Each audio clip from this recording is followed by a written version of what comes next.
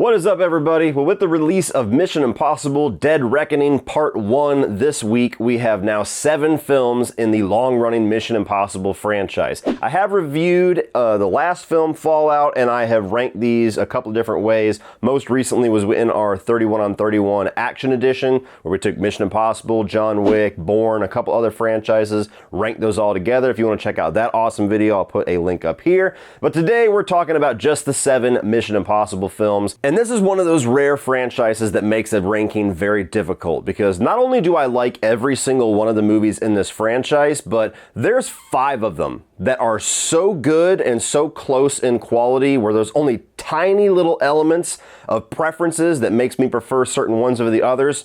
You could make a solid argument for the last 5 films in this franchise of why that one's clearly the best. And there's not really much of an argument that I have against you. So this is just my personal preference of these movies. And if you enjoy this ranking, please hit the subscribe button, because here in a couple of days, I'm also going to do another ranking video where I rank all of the Tom Cruise stunts in this franchise, of which there are quite a few of them, and most of them are pretty damn awesome. I thought that'd be a cool idea, so stick around for that one. Coming in at number 7 is going to be Mission Impossible 2. Now, I actually used to adore this movie. Really, up until the 4th film released, this one was always my favorite, especially when I was younger and the movie hadn't aged quite so much. When it came out, I thought it was awesome. I loved the action, I loved the style, I loved the Metallica song that came along with it. It was just a really cool, stylistic action film that I ate up when I was a younger kid. Saw it twice in the theaters, once with my dad, once with my uncle. And over time, especially after rewatching the film around 10 years ago, I started to see a lot of its flaws, and a lot of its flaws had just aged poorly. You know, this was a John Woo American film, and it's very John Woo. You get a lot of slow-mo, a lot of stylized moves and flips and doves and all these things that were cool as hell in certain John Woo movies, and I certainly thought it was cool back in the day when this was released, and over time it's just stood out as being extremely silly. It's still a very fun, entertaining movie though, but you just gotta realize that if you actually sped this movie up, all the slow-mo scenes played in regular speed, this movie's about 45 minutes long. But the action's exciting, the fight scenes are exciting, some of the big Tom Cruise stunts, like the dagger being like put right in his eyeball, are pretty awesome. I like the story of him trying to get this virus and him having the love interest. It was one of the more effective love interests in my mind. I don't know if many people would agree with that, but amongst that is a lot of silliness, so it goes to the bottom. But really quick, before we move on to the rest of this franchise, whether you are spanning the globe doing impossible missions or just sitting on your couch binging through these awesome movies, you don't always have the time to do meal prep or to prepare really healthy, wholesome meals. So check out the sponsor of today's video, Factor. Has your summer so far been filled with trying to balance work and gym and kids that want entertainment and food and attention? Yeah. Me too. If you're like me and you work at home and you have kids that are now off of school, the summer is just a really busy season, especially for guys like me that actually do the cooking in the house, because now I'm not just responsible for dinner. Now it's breakfast, lunch, and snacks. And because of that, I usually don't have the time and, quite honestly, the interest to cook myself really healthy meals that allow me to stick to my fitness goals. And that is where Factor meals have come into play. Factor meals have allowed me to stick to my diet and fitness goals by taking all of the time and work out of eating healthy, and allowing me to spend more time during the day focusing on my work and having fun with my kids. And by using Factor meals, you get to cut out all of the time of meal prep, the trip to the grocery store, the chopping, the prepping, the cleanup, and enjoy fresh, never frozen meals that are ready in just 2 minutes. So all you have to do is heat, enjoy, and then head back out to enjoy the summer, or head back upstairs and continue the grind. With over 34 chef-prepared and dietitian-approved meals, there's a variety of weekly options that will never allow you to fall victim to food fatigue. Plus, you can round out your meal and replenish your snack supply with over 45 different add-ons, such as apple cinnamon pancakes, or fruit smoothies. So if you're looking to take the hassle out of healthy eating, head to factor75.com or click the link below and use code Cody Leach 50 to get 50% off of your first Factor box. That's 50% off by using the code Cody Leach 50 at the link in the video description or going to factor75.com. And thank you to Factor Meals for partnering with me on today's sponsorship. Coming in at number 6 is going to be the original Mission Impossible. Now, I think this is a very good movie, but where this franchise has evolved itself to be, which is this premier action set-piece extravaganza, this is definitely the oddball, even more so than Mission Impossible 2, to where this is definitely a better made film than Mission Impossible 2. It's definitely a better quality film than Mission Impossible 2. But it's the last film in this franchise that I'm ever in the mood to watch, because this is just a tension-filled thriller, an espionage thriller. There's some action here. There's some standout sequences. It's got a couple of its Tom Cruise iconic moments, like him going down on the zip line and inside that little white room with all the lights and the sweat going down his head.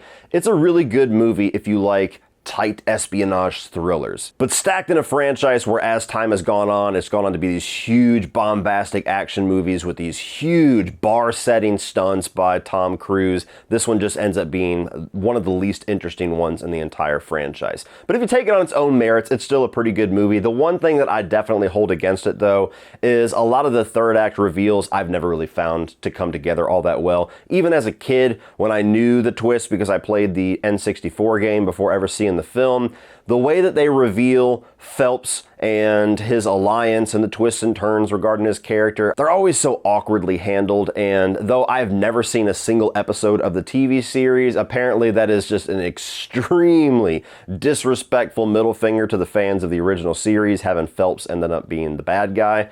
So it definitely has its own flaws, even if you just take it on its own merits. Coming in at number 5 is going to be Rogue Nation. Now, this is a movie that I kind of fluctuate on a lot, and the thing that stood out to me when I rewatched it this time is that this might be some of the most exciting collection of stunts and set pieces of all these movies, where you have the Tom Cruise on the side of the plane stunt that is insane, and to me is by far the one that's just like, dude, balls of steel doesn't even say it. The sequence where he jumps off into that like water butthole and goes into that underwater computer filing system and has to change things out. That's just one of the most tension-filled sequences of this entire franchise. Really good chase sequences. You get a car chase paired immediately with a motorcycle chase. Really good addition with Rebecca Ferguson's character. She's one of my favorite characters in this franchise. And I do think that there's some solid team member dynamic here with Simon Pegg and Jeremy Renner coming back. And of course, Luther Stickle, Ving Rhames is kind of a staple in this franchise for the most part. So it's a really good Mission Impossible film. The flaw with this film that constantly makes me kind of shift where I feel about it is that the story here, to me, is the least memorable of any of these films. Give me 5 weeks from now and ask me what happens in Rogue Nation, and I'm only going to be able to tell you the stunts. I'm only going to be able to describe action set pieces. But if you go beyond, like, just saying that, oh, they're after the Syndicate because the Syndicate's after them, I can never remember the plot points of this movie, the individual objectives that they have. It's just not very interesting of a story. And the other thing that I've always held against it, especially being that it comes directly after Ghost Protocol, is that I never really liked the fact that Christopher McQuarrie stripped a lot of the humor out of this franchise with this one, as well as Fallout to a certain degree. He brings it back in with Dead Reckoning, and I appreciated that. But when you watch Ghost Protocol, immediately after that, watch Rogue Nation, it does feel like there's a little bit of heart missing from this one. Coming in at number 4 is going to be The New Dog, Dead Reckoning Part 1, and this one actually could go up depending on how much they land the plane with Part 2. We will find out, but I was a huge fan of this one. First of all, I was glad that they told a whole singular and satisfying story for a Part 1 that didn't leave you on some bullshit cliffhanger and just be like, we'll resolve all that shit in the next movie. I'm glad that the almost 3 hours runtime left me satisfied. And I think that there are some awesome action set pieces here. You can pretty much say that over and over with this franchise, but the motorcycle stunt that they've been telling us about for a year was absolutely incredible. There's a really cool fight sequence on top of a train. There's some good chase sequences where people are handcuffed to each other, just changing the dynamics up a little bit. It's a solid as hell Mission Impossible film on the action side of things, but I also really like the story. I liked the AI angle that they went for here. I think it brought a nice dynamic of something different as far as the antagonist that they're going up against, and it kept a lot of tension going on in the story with never really knowing how successful the team was being. I loved Haley Atwell's character, and give her another movie, she might overtake even Rebecca Ferguson as one of my favorites. I thought she was awesome, and her dynamic with Tom Cruise was great. I really enjoyed this one. The only flaw that I had with it was there was a couple of CGI moments that stood out because all the practical stuff was so awesome, and a bit too much exposition dump just explaining to the audience the implications of the AI. We need like one of those scenes, maybe. We didn't need multiple ones, and we didn't need them to be quite so long. Like, have a little more trust in your audience. But other than that, highly enjoyed this one. Coming at number 3 is going to be Mission Impossible 3. And this was a really nice course correction after Mission Impossible 2. It was unfortunate that it kind of came out during the couch jumping Tom Cruise era, so it didn't feel like there was a lot of excitement with this one because people weren't quite sure how to take Tom Cruise back then. He has since gone on to become box office just Viagra at this point and just getting people's asses into seats, so that's long gone. But the movie in and of itself is a very good story, and it's the most personal movie, the most personal story for Ethan Hunt, and that's what I like about it. I like him having the love interest and the wife in Michelle Monaghan, and I also like the fact that the struggle, the antagonist that he's going up against, there's not really a whole lot of details about the actual plot, what the device is, what the rabbit's foot does, what their plans are. It's just, I need to get these people, I need to get this thing to save my wife. It keeps the focus on that, and I think that was really interesting. I also like the team that we have here. I love Maggie Q, loved her in Nikita. Jonathan Rhys-Meyers, pretty cool actor. I've seen him a couple different things, always liked him as well. And easily one of the biggest standouts of this one is that, for my money, I still think this has the best villain in the entire franchise with Philip Seymour Hoffman. He's just intimidating as hell. That opening sequence where he's counting up to 10 is absolutely tension-filled and just great back-and-forth performances with him and Tom Cruise. But as much as I love it, the two things that hold this movie back from being my number 2 or my number 1, first of all, is there's an attempted plot twist in this regarding the allegiance of Billy Crudup's character. I think it's possibly one of the most obvious and telegraphed twists in the entire franchise. At no point in the movie did I ever think this guy wasn't a bad guy. Maybe it's just the way Billy Crudup looks, but it just never really pulled off all that well, and there's multiple points in the movie where they try to steer you away from that, and the fact that they spend so much effort on it and it's yet still so obvious is a little frustrating.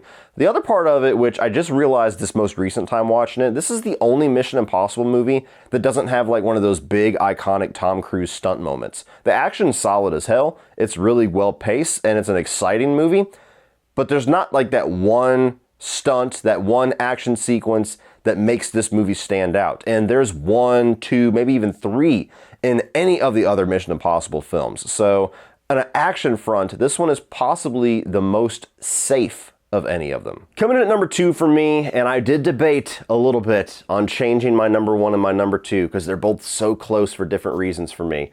But right now, number 2 is going to stay as Mission Impossible Fallout. Now, this is a kick-ass movie. This, to me, takes everything that I liked about Rogue Nation and does it just a little bit better, ramps up the action, ramps up the intensity. You get a little bit more of that fun group dynamic back. Not so much. It's still something I feel like should have been more of an element, but it's definitely a little bit livelier than Rogue Nation.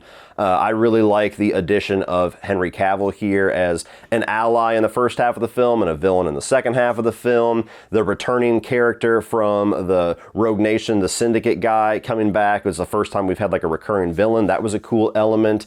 Rebecca Ferguson being back into the mold. Cast and characters wise is a really strong movie. Stunts, action sequences wise, I mean, this is arguably the best one of all of them, just because of all of the continuous badass sequences that we get here, and multiple things in here where you just look at Tom Cruise and it's just like, dude, that guy is a fucking madman. Like, just how do you keep doing it? How are you insured by Hollywood?